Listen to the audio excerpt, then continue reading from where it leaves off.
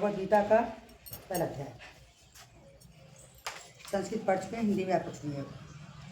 अब अर्जुन कह रहे हैं, हे कृष्ण, कुरुक्षेत्र में डटे हुए उस युद्ध के अभिलाषी इस स्वजन समुदायों को देखकर मेरे अंग स्थिर से हुए जा रहे हैं और मेरा मुख सूखा जा रहा है तथा मेरे शरीर में कंपन एवं रोमांच हो रहा है।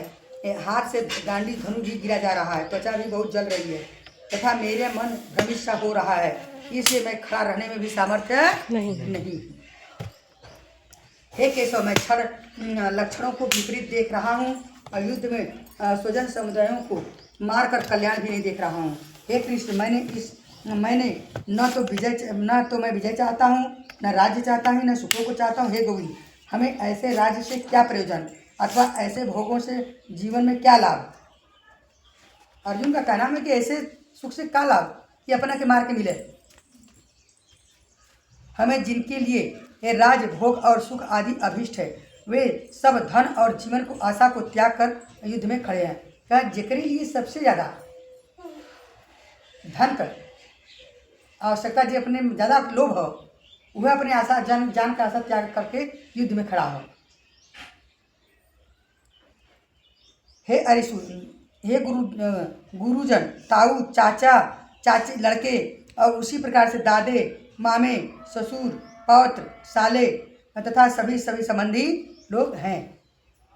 हे मधुसूदन, मुझे मारने पर भी अथवा तीनों लोग भी, मतलब कि इनको मारने पर सुधन मुझे तीनों लोग भी राज मिले भी, इस सब को मारना नहीं चाहता। फिर पृथ्वी के लिए तो कहना क्या, तीनों लोग भी मिल जाए लोगों को मारने के लिए, तब भी नहीं मैं मारूंगा, तो धरती की तो बातें छोड़ दे। हे जनार्दन, धृतराष्ट्र के पुत्रों को मारकर हमें क्या प्रसन्नता होगी। इन आतताइयों को मारकर हमें पाप ही लगेगा। उनका क्या नाम कि पापी को मारकर हमें पाप ही लगेगा। हे माधव, अपने इस बांधव धृतराष्ट्र के पुत्रों को मारने के लिए हम योग्य नहीं है, क्योंकि अपने कुटुंबियों को मारकर हमें कैसे सुख मिल सकता है। यद्यपि लोभ से भ्रष्ट चित्त हुए ये लोग कुल के नाश उत्पन्न दोष को और मित्रों से विरोध करने में पाप को नहीं देखते, तो हे जनार्दन, कुल के नाश उत्पन्न दोष को जानने वाले हम लोग पाप को हटने के लिए विचार करना चाहिए। कथन, अगर ये लोग नहीं जान रहे मूर्ख लोग, तो हम लोगों को तो विचार करना चाहिए। जो हम लोग हैं जानते हैं, तो हम लोगों को विचार करना चाहिए कि उपाय सोचना चाहिए कि कुल के नाश होने से न हो, इसका विचार करना चाहिए। कुल के नाश से सनातन कुल धर्म नष्ट हो जाते हैं और धर्म के नाश हो जाने पर संपूर्ण कुल में पाप ही फैल जाता है। हे कृष्ण, पाप के अधिक बढ़ जाने पर कुल की स्त्रियां अत्यंत दूषित हो जाती हैं और वे वर्ण स्त्रियों के दूषित हो जाने पर वर्ण संकर उत्पन्न होते हैं। का जब पाप अधिक फैल जाए पूरे वंश में, तो स्त्रियां दूषित हो जाती हैं, जिसके कारण से जो कि औलाद वर्ण संकर मतलब वर्ण उत्पन्न होते हैं। दूसरे मतलब कि उन लोगों का गुण ही अलग हो जाएगी, उन लोगों का स्वभाव ही अलग हो जाएगी। उस स्त्री जो दूषित और स्त्री होगी, उससे जो औलाद पैदा होंगे, उनके जो है कि स्वभाव ही अलग हो जाएंगे, सब उसके अलग हो जाएंगे। वर्ण संकर कुल, भगवान करें कि अर्जुन करें कि वर्ण संकर कुल घातियों को और कुल को नरक में ले जाने वाले के लिए होते हैं। लुप्त पिंड, मतलब जो वर्ण संकर अपना ही सब कुछ बदल लिया, तो वो करें कि नरक में ले जाने वाले हैं। और लुप्त पिंड और जल की क्रिया वाले अर्थात श्राद्ध तर्पण से वंचित, इससे पितर लोग को अधोगति में प्राप्त होती है। सबके जो श्राद्ध इससे सब वंचित हो जाते हैं और वे अधोगति में चले जाते हैं। जो आपके पितर लोग हैं वो अधोगति में चले जाएंगे, क्योंकि उनके हाथ से मिलेगा नहीं। हाँ, उनके हाथ से तर्पण मिलेगा नहीं, तो अधोगति में जाएंगे ही वो। इन वर्ण संकर कारक दोष से कुल घातियों को सनातन कुल धर्म, जाति धर्म सब नष्ट हो जाते हैं। उसमें जाति सब कुछ नष्ट हो जाता है। हे जनार्दन, जिसका कुल धर्म नष्ट हो गया है, ऐसे मनुष्य अनिश्चित काल तक नरक में वास करते हैं, ऐसे मैं सुनते आया हूँ। हाँ, शोक हम लोग बुद्धिमान होकर भी महान पाप करने के लिए तैयार हो गए हैं। राज और सुख लोभ स्वजनों को मारने के लिए उद्यत हो गए हैं। संजय बोले, रणभूमि में शोक से उद्रित मन वाला अर्जुन इस प्रकार कहकर बाण सहित धनुष को त्याग कर रथ के पिछले भाग में बैठ गया।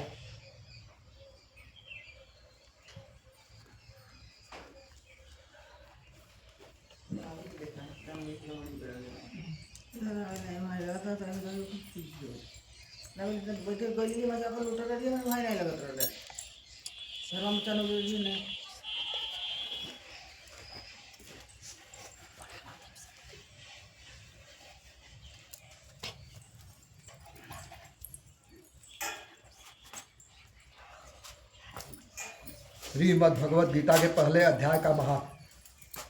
श्री पार्वती जी ने कहा, भगवान आप सब तत्वों के ज्ञाता है। आपकी कृपा से मुझे श्री विष्णु संबंधी नाना प्रकार के धर्म सुनने को मिले जो समस्त लोक का उद्धार करने वाले हैं। देवेश, अब मैं गीता का महात्मा सुनना चाहती हूँ जिसका श्रवण करने में श्री हरि में भक्ति बढ़ती है। श्री महादेव जी बोले, जिनका श्री विग्रह अलसी के फूल की भांति श्याम वर्ण का है, पक्षीराज गरुड़ ही जिनके वाहन है, जो अपनी महिमा से कभी च्युत नहीं होते तथा शेषनाग की शैया पर शयन करते हैं, उन भगवान महाविष्णु की हम उपासना करते हैं। एक समय की बात है, मूर दैत्य के नाथक भगवान विष्णु शेषनाग के रमणी आसन पर सुपूर्व विराजमान थे। उस समय समस्त लोगों को आनंद देने वाली भगवती लक्ष्मी ने आदर पूर्वक प्रश्न किया। श्री लक्ष्मी जी ने पूछा, भगवान आप संपूर्ण जगत का पालन करते हुए भी अपने ऐश्वर्य के प्रति उदासीन से होकर जो इस क्षीर सागर में नींद ले रहे हैं, इसका क्या कारण है? श्री भगवान बोले, सुमुखी मैं नींद नहीं लेता हूँ, अभी तत्व का अनुसरण करने वाली अंतर्दृष्टि के द्वारा अपने ही महेश्वर तेज का साक्षात्कार कर रहा हूँ। देवी, यह वही तेज है जिसका योगी पुरुष कुशाग्र बुद्धि के द्वारा अपने ही अंतःकरण में दर्शन करते हैं तथा जिसे मीमांसक विद्वान वेदों का सार तत्व निश्चित करते हैं। वह महेश्वर तेज एक अजर प्रकाश स्वरूप आत्मरूप रोग शोक से रहित अखंड आनंद का पुंज निष्पन्द निरीत का द्वैत रहित है। इस जगत का जीवन उसी के अधीन है, मैं उसी का अनुभव करता हूँ। देवेश्वरी, यही कारण है कि मैं तुम्हें नींद लेता सा प्रतीत हो रहा हूँ। श्री लक्ष्मी जी ने कहा, ऋषिकेश, आप ही योगी पुरुषों के ध्येय हैं। आपके अतिरिक्त कोई ध्यान करने योग्य तत्व है, यह जानकर मुझे बड़ा कौतूहल हो रहा है। इस चराचर जगत की सृष्टि और संहार करने वाले स्वयं आप ही हैं। आप सर्वसमर्थ हैं। इस प्रकार की स्थिति में होकर भी यदि आप उस परम तत्व से भिन्न हैं तो मुझे उसका बोध कराइए। श्री भगवान बोले, प्रिय, आत्मा का स्वरूप दैत्य और अद्वैत से पृथक, भाव और अभाव से मुक्त तथा आदि और अंत से रहित, शुद्ध ज्ञान के प्रकाश से उपलब्ध होने वाला तथा परमानंद स्वरूप होने के कारण एकमात्र सुंदर है। वही मेरा ईश्वरी रूप है।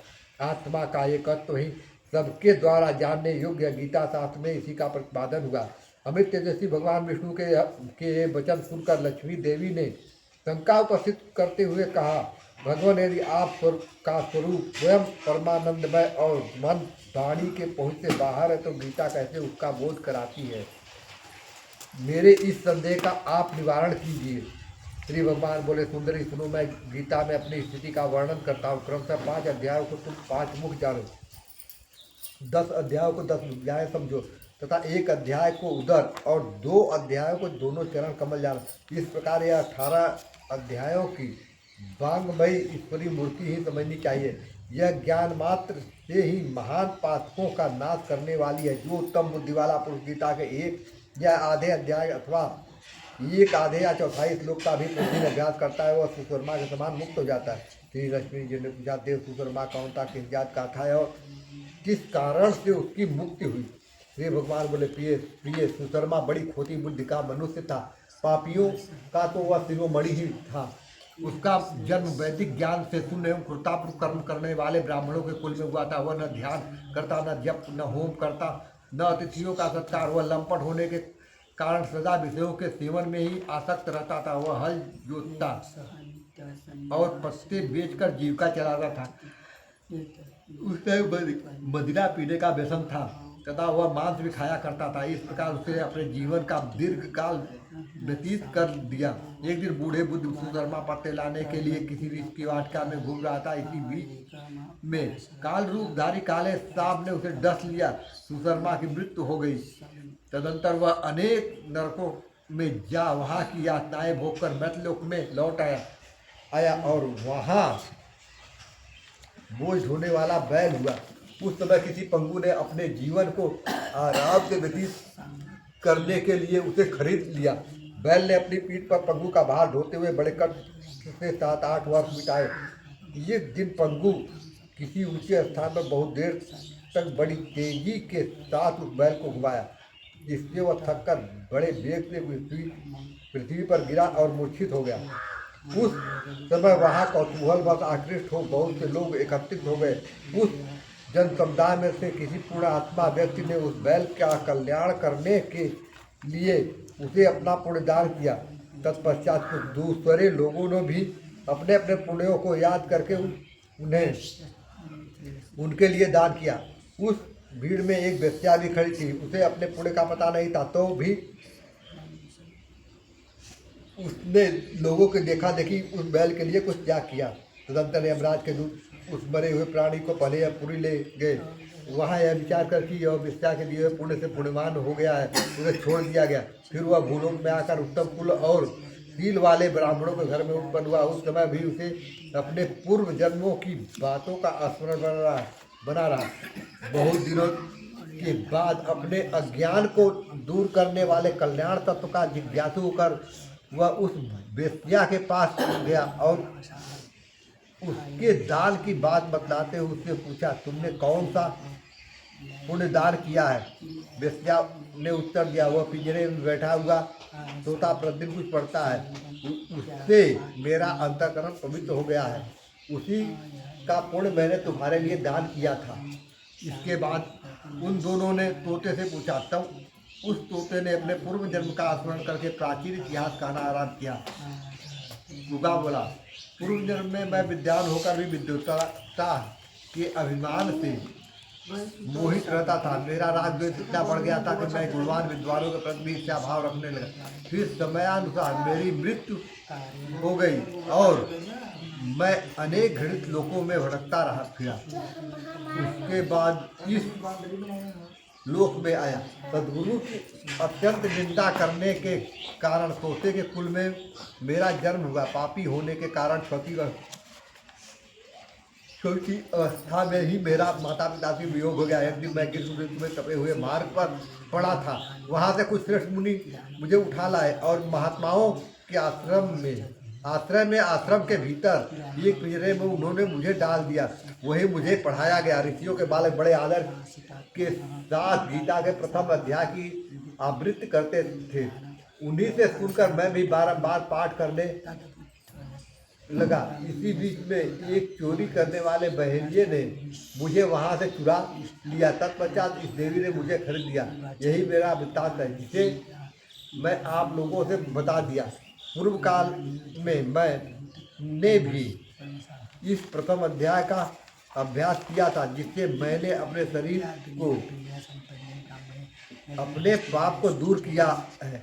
फिर उसी से इस वेश्या का भी अंतःकरण सिद्ध हुआ है और उसी के पुण्य से द्विश्रेष्ठ परिक्रमा भी पाप मुक्त हुए हैं। इस प्रकार परस्पर वार्तालाप और गीता के प्रथम अध्याय के महत्व की प्रशंसा करके वे तीनों निरंतर अपने अपने घर गीता का अभ्यास करने लगे। फिर ज्ञान प्राप्त करके वे मुक्त हो गए। इसलिए जो गीता के प्रथम अध्याय को पढ़ता, सुनता तथा अभ्यास करता है, उसे इस भवसागर को पार करने में कोई कठिनाई नहीं होती। ओम तत्सदिति श्रीमद्भागवत गीता उपनिषद ब्रह्म विद्या शास्त्र श्री कृष्ण संभावदय प्रथम अध्याय समापने। श्री कृष्ण गोविंद हरे मुरारे, हे नाथ नारायण वासुदेवा। श्री कृष्ण गोविंद हरे मुरारे, हे नाथ नारायण वासुदेवा। श्री कृष्ण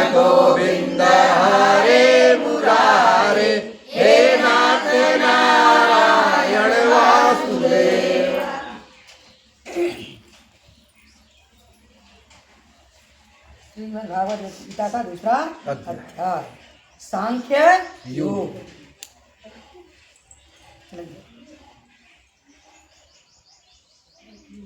संजय का संस्कृत पढ़ चुके हैं, आप लोग को हिंदी में समझाने जा रहे हैं ना।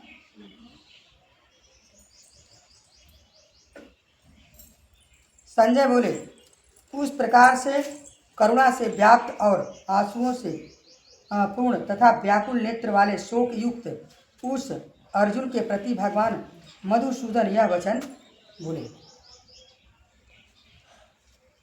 हंसते हुए वचन बोले, भगवान वो कह रहे हैं, बोले कि हे अर्जुन, तुझे इस असमय यह मोह इस हेतु प्राप्त है। अर्जुन से कह रहे हैं, तुम्हें बिना समय का तुझे कहाँ जो है कि मोह प्राप्त हो गया तुझे, क्योंकि न तो यह तो श्रेष्ठ पुरुषों के द्वारा आचरित है, मतलब कि श्रेष्ठ पुरुष का आचरण नहीं है कि बेसमय का मोह उत्पन्न हो। अच्छा, न तो स्वर्ग देने वाला है, न ही कीर्ति को करने वाला है। इसलिए हे अर्जुन, नपुंसकताओं को मत प्राप्त हो, तुझे उचित नहीं जान पड़ती। हे परमतप, हृदय की दुर्बलता को त्याग कर युद्ध के लिए तू खड़ा हो जा। नपुंसकता का मतलब यह है कि अर्जुन जो है कि अपने अंदर दुर्बल, एकदम निरर्थक कर लिया अपने आप को।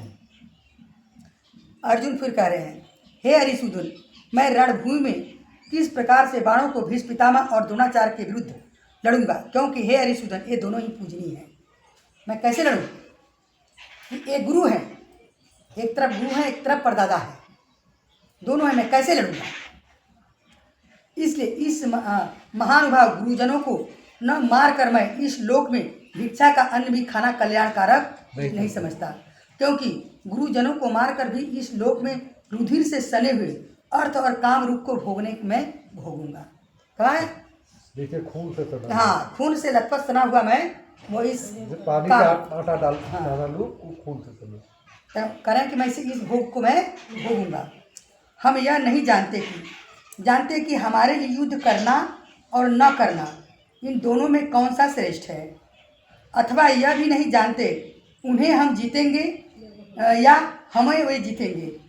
और जिनको मारकर हम जीना भी नहीं चाहते, वे हमारे आत्मजीव धृतराष्ट्र के पुत्र हमारे मुकाबले में खड़े हैं। जिसे मैं मारना भी नहीं चाहता हूँ, वही मेरे मुकाबले खड़े हैं। इसलिए कायरता रूप दोष से उपत हुआ स्वभाव वाला तथा धर्म के विषय में मोहित हुआ मैं आपसे पूछता हूँ कि जो साधन निश्चित कल्याणकारक हो, जो साधन निश्चित कल्याणकारक हो, वह मेरे लिए कहिए, क्योंकि मैं आपका शिष्य हूँ। इसे आपके मैं शरण हूँ, मुझको शिक्षा दीजिए।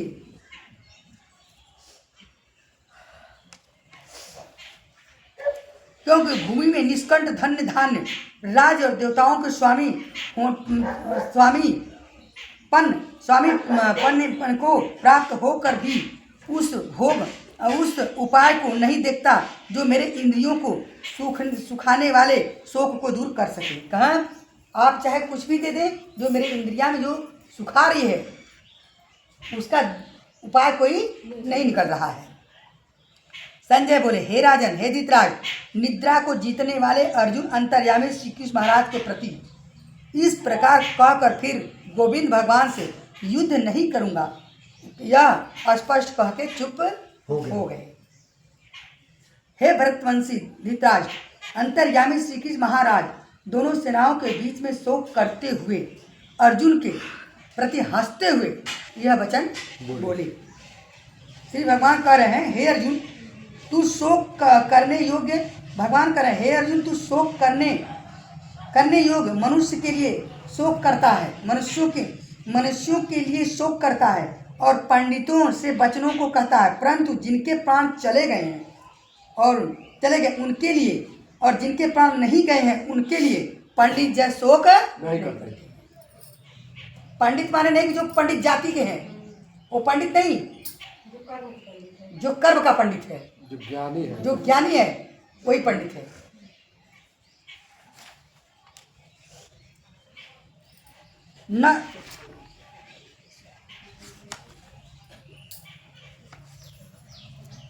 न तो तू ऐसा है कि भगवान करें हे अर्जुन, न तो ऐसा ही है कि मैं किसी काल में नहीं था या तू नहीं था, क्या ये राजा लोग नहीं थे, और ऐसा भी नहीं है इसकी आगे नहीं रहेंगे।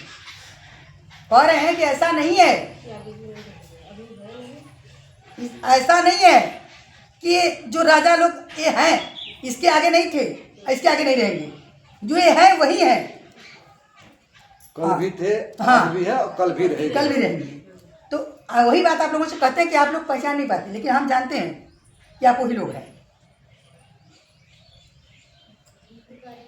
जैसे जीव आत्मा इस देह में बालापन, जवानी और वृद्धावस्था होती है, वैसे ही अन्य शरीर की प्राप्ति होती है। जैसे छोटे से बच्चा पैदा होता है, बड़ा से छोट होते होते बड़ा हो जाता है, फिर बुढ़ापा होता है, बदलता रहता है ना, ठीक उसी तरह मृत्यु के बाद जन्म होता है। जीव आत्मा का, शरीर का नहीं, आत्मा का भी जन्म नहीं होता है, जीव का आत्मा नहीं जन्मती है ना मरती है। जीव का जन्म हुई। जैसे जीव आत्मा इस धीर पुरुष उसमें मोहित नहीं होते हैं। हे कुंती पुत्र, सर्दी गर्मी सुख दुख को देने वाले इंद्रियों को विषयों को संयोग से उत्पत्ति का ये विनाशशील अनित्य है। कहा जो सुख दुख जो नहीं, ठंडी गर्मी सब लोग सहन है, ये इंद्रियां का देन हो। अगर खूब आपको गनगनाहट है, ठंडी पड़ रही है, ठीक, दांत ऐसे करके करके करें, अपने शरीर को एकदम निर्मल, एकदम नॉर्मल कर लीजिए। नॉर्मल करके एक बार महसूस करिए, देखिए ठंडी लगता है, नहीं लगेगा। क्योंकि जब इंद्रियों से उसको दूर कर देंगी ना, उस चीज का आपको आभास ही नहीं होगा।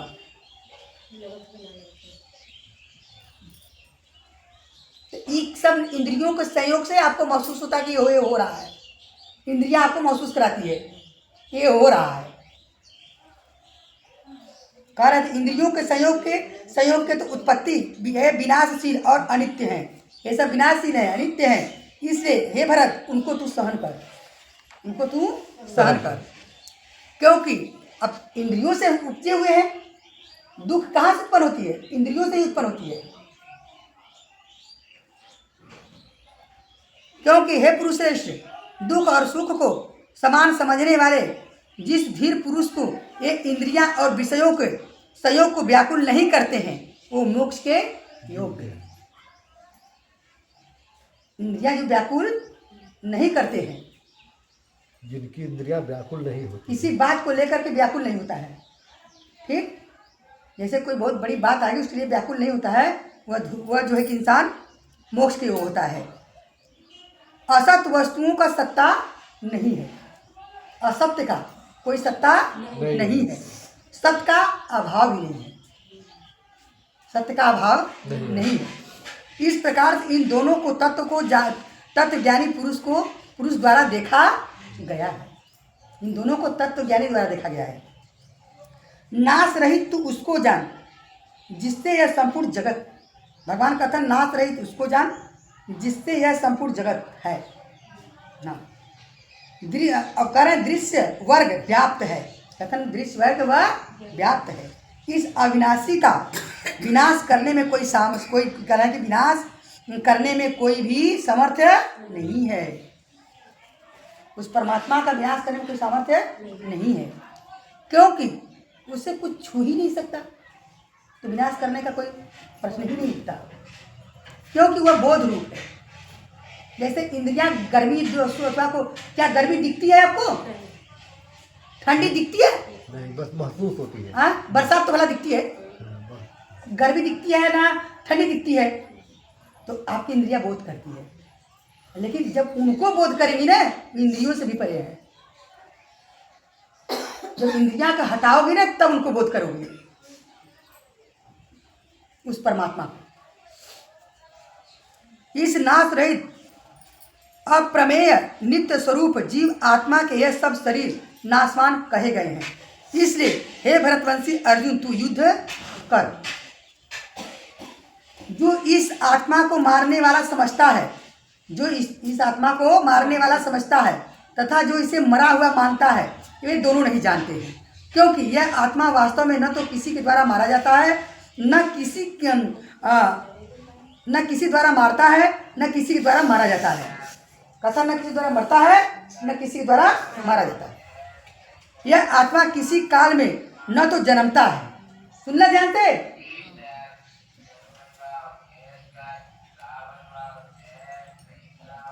किसी के हम काल मतलब कोनो समय न जन्मता है। इधर देखना है, उधर देखना है, इधर ध्यान है। भैया को मटकिया पर लगे बड़े बड़े सब होता है। तो क्या करता है यहाँ पे? हम बोल रहे इधर ध्यान नहीं है। ये आत्मा किसी काल में न जन्मता है, आत्मा कभी जन्मता नहीं है, और ना ही ये न तो यह मरता है तथा न तो यह उत्पन्न होकर फिर होने वाला है। यह उत्पन्न होकर फिर होने वाला भी नहीं है, क्योंकि यह अजन्मा, नित्य, सनातन और पुरातन है। ये सनातन और पुरातन है। यह शरीर में मारे जाने पर भी यह नहीं मरता। आया समझ में स्पष्ट में? शरीर के मारे जाने पर भी यह नहीं मरता है, वो शरीर में रहता है, वो शरीर में रहता है।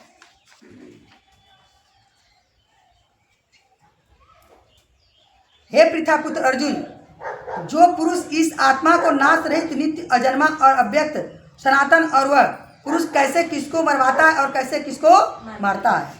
जो कहना कि जो पुरुष ज्ञानी वो जानता है इस आत्मा के बारे में, कैसे वो मरता, कैसे होता है। जैसे मनुष्य पुराने वस्त्रों को त्याग कर नए वस्त्र को ग्रहण करता है, वैसे ही जीव आत्मा सुनो ना, जीव आत्मा जो जीव है, जीव आत्मा पुराने शरीर को त्याग कर नए शरीर का धारण करती है। इस आत्मा को शस्त्र काट नहीं सकते, इस आत्मा को शस्त्र काट नहीं सकते, इसको आग जला नहीं सकती, इसको जल गीला नहीं कर सकता, इसे वायु सुखा नहीं सकती, इसे कुछ भी कोई कुछ नहीं कर सकता है। तो कैसे पकड़ के बांध दिए सब लोग? क्योंकि यह आत्मा अछेद्य है, यह आत्मा अदाह अक्लेद्य है, निसंदेह अशोष्य है। वही मतलब कि न गीला कर सकता है, न कोई सुखा सकता है, न जला सकता है। तथा यह आत्मा नित्य, सर्वव्यापी, अचल, स्थिर रहने वाला सनातन है। ये सदा स्थिर ही रहता है। पानी तो मछली चलती तो हिलती डुलती रहती है, लेकिन जिसमें आप तैर रहे हैं वो हिलती नहीं है, वो स्थिर है। यह आत्मा अव्यक्त है, यह आत्मा व्यक्त नहीं किया जा सकता। यह आत्मा अचित्य है, यह चित्त में भी नहीं लाया जा सकता। यह आत्मा विकार रहित है, इसमें कोई विकार उत्पन्न नहीं होती है। आपके शरीर में विकार उत्पन्न होती है, इसमें कोई विकार उत्पन्न नहीं होती है। विकार से रहित है। तथा कहा जाता है इससे, हे अर्जुन, इस आत्मा को उपर्युक्त प्रकार से जानकर तू शोक करने योग्य नहीं है, तू शोक करने योग्य नहीं है, अर्थात तुझे शोक नहीं करना चाहिए, उचित नहीं है, तुझे शोक नहीं करना चाहिए। किंतु यदि तू इस आत्मा को सदा जन्मने और मरने वाला मानता है तो भी, हे महाभाव, इस प्रकार से शोक करने योग्य नहीं है, क्योंकि यह आत्मा के अनुसार जन्मे हुए की मृत्यु निश्चित है। अगर तू जानता है कि मरने और जन्मने वाला है तो भी, हे अर्जुन, क्योंकि तेरे मान्यता के अनुसार जन्मे हुए का मृत्यु निश्चित है, मरे हुए का जन्म निश्चित है।